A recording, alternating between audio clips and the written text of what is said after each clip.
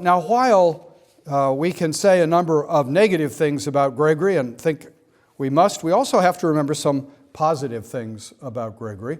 And one of the intriguing positive things is to look at his very influential book called The Book of Pastoral Rule.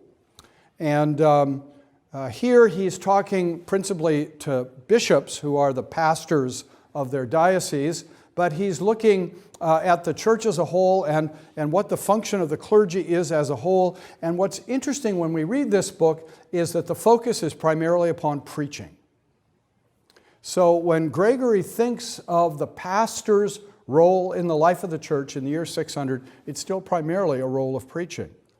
And if we go back a little more than a century to John Chrysostom, the great preacher, but also patriarch of the church in Constantinople, when he wrote his book on the priesthood, that was a book almost entirely on preaching.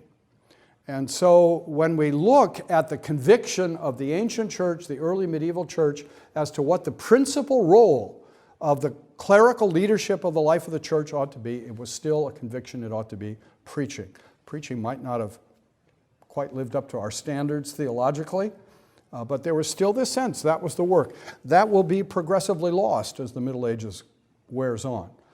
Partly it will be lost because of an ever declining level of education in the common parish clergy. There will still be very educated people in the church, but the clergy as a whole, the priests as a whole, will see a real decline in their education as the Middle Ages wears on. And if you're not very well educated, you still may be able to memorize the Latin canon of the Mass, so you can recite it at the altar, but you won't be much of a preacher if you're not well educated. And that's what happens as time goes on. But for Gregory, preaching was still critical, was still central.